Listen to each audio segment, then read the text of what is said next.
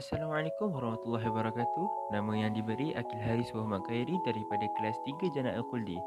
Pada hari ini saya akan membentangkan kajian lapangan saya yang bertemakan kedatangan kuasa barat, dan tajuk besar untuk kajian lapangan kali ini ialah perluasan kuasa barat di Malaysia.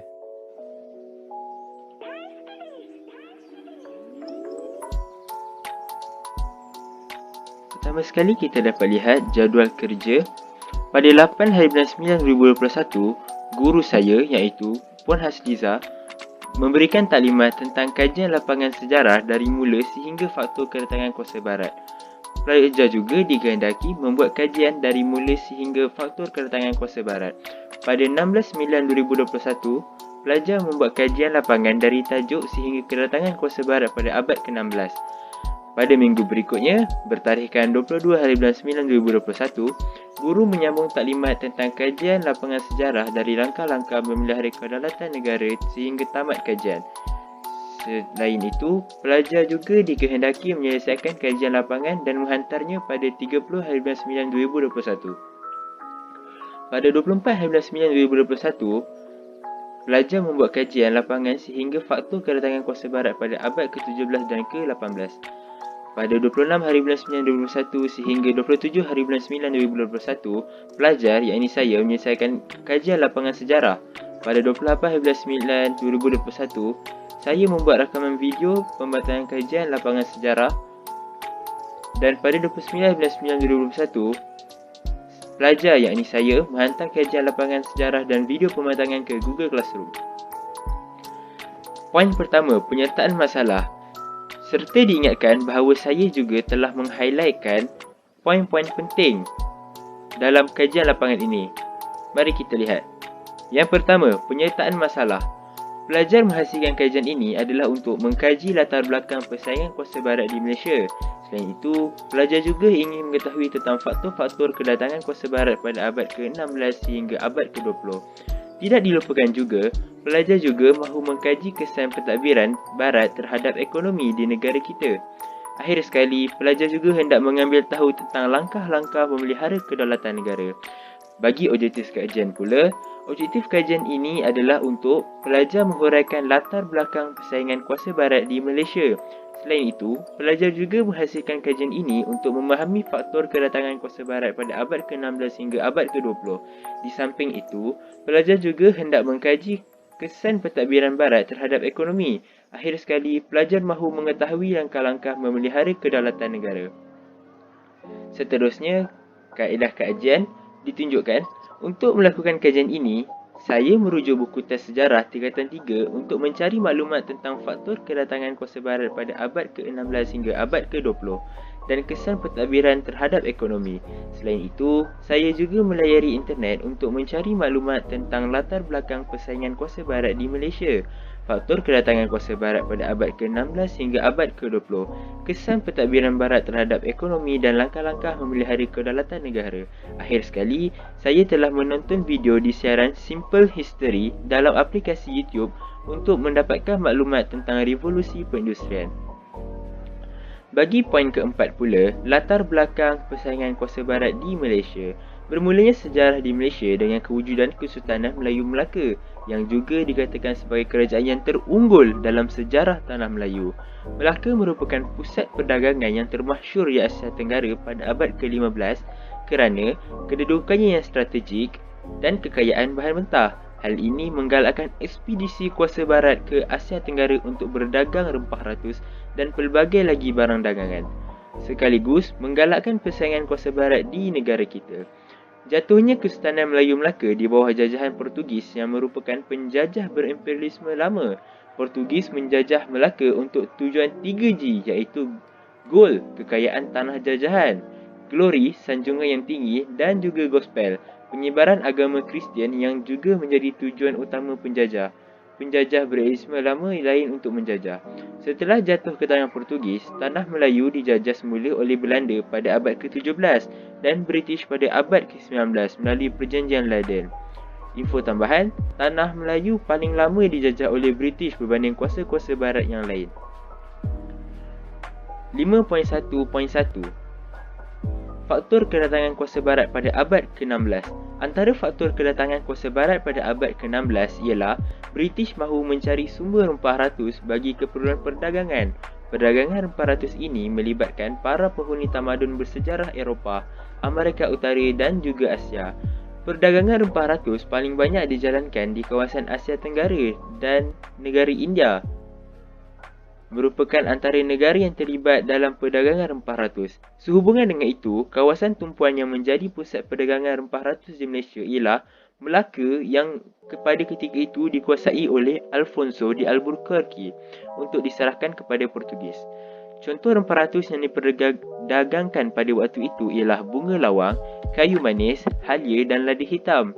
Selain daripada rempah ratus, kuasa barat datang ke negara kita adalah untuk mendapatkan barangan mewah. Barangan mewah yang dimaksudkan di sini bukanlah barangan moden pada hari ini seperti telefon bimbit, kereta mewah dan sebagainya. Namun, barangan mewah yang dimaksudkan di sini ialah emas, perak, batu permata dan barangan dari China dan India seperti teh, tembikar dan kain sutera. Pencarian barangan mewah ini bermula apabila para pelayar Eropah menggalakkan penerokaan untuk mencari kekayaan dan laluan perdagangan baharu. Kedudukan pelabuhan di Melaka mempunyai kedudukan strategik di antara timur dan barat dan juga menjadi tumpuan kuasa barat untuk datang berdagang ke Tanah Melayu dengan tujuan mencari barangan mewah. Faktor pelabuhan menjadi pusat pengumpulan barang juga berkaitan dengan perdagangan barangan mewah ini. Sebagai tukaran, China yang memperdagangkan teh, tembikar dan sutera mahukan rempah ratus, emas, perak dan biji timah sebagai barangan tukaran. Syarikat yang memperdagangkan barangan tersebut memerlukan pusat pengumpulan barang di tengah-tengah laluan perdagangan antara India dan China untuk memudahkan urusan perdagangan. Akhir sekali, faktor kedatangan kuasa barat ke negara kita pada abad ke-16 adalah untuk menyebarkan agama Kristian. Penyebaran agama Kristian bermula di Melaka apabila berjaya dijajah oleh Portugis.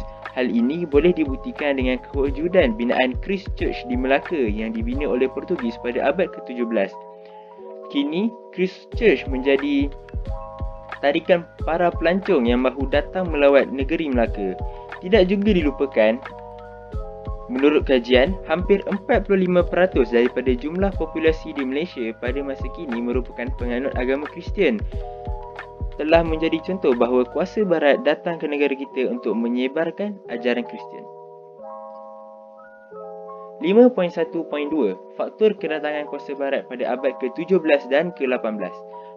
Faktor utama yang menarik kedatangan kuasa barat ke negara kita pada abad ke-17 dan ke-18 ialah apabila terbentuknya revolusi perindustrian. Bermulanya revolusi perindustrian yang pertama di negara Britain pada abad ke-18. Maksudnya revolusi perindustrian ni paling awal sekali berlaku di Britain pada abad ke-18. Kemudian diikuti oleh negara-negara barat yang lain seperti Perancis dan Jerman. Sesungguhnya revolusi perindustrian banyak memberi perubahan yang ketara terhadap dunia. Perubahan yang paling ketara boleh dilihat daripada segi jenis teknologi yang digunakan untuk pengeluaran produk seperti pengeluaran baju. Dahulunya, baju diperbuat daripada hasil kerja tangan. Namun, selepas revolusi perindustrian, pembuatannya digantikan dengan menggunakan mesin. Mesin-mesin ini mempunyai enjin wap yang dihasilkan untuk menampung pengeluaran produk dalam skala yang besar. Kebanyakan mesin yang digunakan di kilang menggunakan bahan yang berkualiti seperti biji timah. Oleh itu, kuasa barat datang ke negara yang mempunyai banyak biji timah. Selain itu, apabila industri perindustrian telah berkembang, maka pengeluaran produk dari kilang dikeluarkan dengan jumlah yang sangat banyak. Kesannya, kuasa-kuasa barat ini memerlukan kawasan pasaran untuk memasarkan produk yang banyak. Hal ini menjadi salah satu asbab bagi mereka mencari pelabuhan yang berpotensi untuk memasarkan produk mereka seperti pelabuhan yang terdapat di negara kita yang amat strategik untuk para pedagang berniaga dan membeli belah. Dengan hal yang demikian, pihak kuasa barat akan mendapatkan keuntungan yang besar atas jualan-jualan produk yang dihasilkan dari kilang di negara mereka. Keuntungan tersebut akan disumbangkan dalam ekonomi kuasa-kuasa barat sekaligus meningkatkan ekonomi negara di atas angin ini. Bila dipikirkan balik, agak menyedihkan yang kuasa barat dapat semua keuntungan atas hasil dan juga tempat yang dimiliki oleh bangsa Melayu sendiri. Seterusnya, 5.1.3 Faktor kedatangan kuasa barat pada abad ke-19 dan ke-20. Pada abad ke-19 dan ke-20, kuasa barat datang ke negara kita kerana didorong oleh beberapa faktor. Antaranya adalah kerana pembukaan terusan Suez. Terusan ialah laluan kapal yang dibina oleh tangan manusia, manakala Suez pula ialah laluan kapal yang menghubungkan Eropah dan Asia dengan jarak yang lebih dekat. Oleh hal yang demikian, jarak yang dekat ini menggalakkan kuasa barat datang ke negara kita untuk berdagang. Selain itu, penciptaan kapal wap juga menyumbang kepada faktor kedatangan kuasa barat ke negara kita pada abad ke-19 dan ke-20. Kapal wap merupakan kapal yang menggunakan wap untuk berfungsi. Kelebihannya ialah kapal ini boleh mengangkut lebih banyak muatan, menjimatkan kos dan memendekkan masa perjalanan dari satu tempat ke tempat yang lain berbanding kapal biasa yang mengambil masa yang lebih lama untuk melengkapkan sebuah perjalanan. Kesannya, kapal ini memudahkan kuasa barat untuk datang dari Eropah ke negara kita secara kerap untuk berurus niaga. Akhir sekali, faktor yang mendorong kuasa barat ke negara kita ialah slogan beban orang putih atau lebih dikenali sebagai The White Man's Burden. Di negara-negara barat, slogan ini menceritakan tentang nasihat penjajah barat kepada tanah jajahannya di negara kita dan juga negara-negara yang dijajah oleh kuasa barat. Antara perkara yang terkandung dalam slogan ini ialah tanggungjawab bangsa orang putih yang bertamadun dalam ekonomi, pentadbiran dan sosial untuk mendidik bangsa selain orang putih tentang kemajuan dalam ketamadunan orang putih melalui penjajahan. Tidak dilupakan juga slogan ini menggambarkan kesusahan yang perlu ditanggung oleh kuasa-kuasa barat dalam meluaskan dan membina empayar dengan menjajah negara-negara di Asia Tenggara. Poin ke-6, kesan pentadbiran barat terhadap ekonomi. Pentadbiran kuasa barat memberikan banyak kesan kepada ekonomi negara kita. Kuasa barat yang memberikan kesan ini ialah British.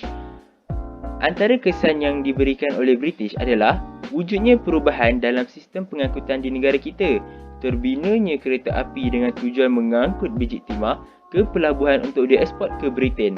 Seperti contoh, pembinaan landasan kereta api dari Taiping ke Port Vale yang kini lebih dikenali sebagai Kuala Sepetang. Kesinambungan daripada itu, pihak British juga membina jalan raya untuk tujuan pengangkutan. Pembangunan jalan raya ini adalah bertujuan untuk kepentingan British mengangkut bahan mentah seperti susu getah dan biji timah menggunakan kenderaan bermotor seperti lori ke pelabuhan-pelabuhan untuk dihantar ke negara Britain. Selain itu, kemudahan pelabuhan juga merupakan impak daripada pentadbiran British di negara kita. Pelabuhan-pelabuhan lama kerajaan Melayu hilang kerana digantikan oleh pihak British dengan pelabuhan yang serba moden serta baharu untuk tujuan perdagangan dan pengeksportan barang ke Britain. Contohnya, Port Swettenham atau lebih dikenali sebagai Pelabuhan Kelang selepas era penjajahan British sehingga kini yang menjadi antara pelabuhan yang moden di Malaysia. Pelabuhan ini dibina pada awal abad ke-19 dan dikatakan pelabuhan yang moden kerana adanya jaringan landasan kereta api yang menghubungkan Kelang ke Kuala Lumpur untuk mengatasi masalah pengangkutan biji timah pada waktu tersebut. Akhir sekali, pemerintahan British juga menyumbangkan kesan kepada telekomunikasi di negara kita. Kerajaan British menaik taraf sistem telekomunikasi seperti sistem pos, telegraf dan radio. Kesan ini dapat dilihat pada usaha British memasang talian telegraf pada tahun 1886 yang menghubungkan Kuala Lumpur dan Melaka untuk tujuan perhubungan antara negeri di Semenanjung dan negeri luar dengan pantas. Poin ke-7, langkah-langkah memelihara kedaulatan. Kedaulatan merupakan kekuasaan tertinggi yang dimiliki oleh raja-raja di negara kita. Pada era pasca kemerdekaan ini, kedaulatan kurang dipelihara di negara kita. Hal ini sudah terang lagi bersuluh, tidak wajar sama sekali dibiarkan kerana raja-raja di negara kita wajib dihormati kerana baginda merupakan pemerintah negara. Tanpa kekuasaan raja-raja, maka tidak amanlah negara kita yang makmur dan stabil ini. Persoalannya, apakah langkah-langkah memelihara kedaulatan negara? Pada pendapat saya, antara langkah untuk memelihara kedaulatan negara ialah rakyat haruslah menanam sikap patriotik dalam hati masing-masing.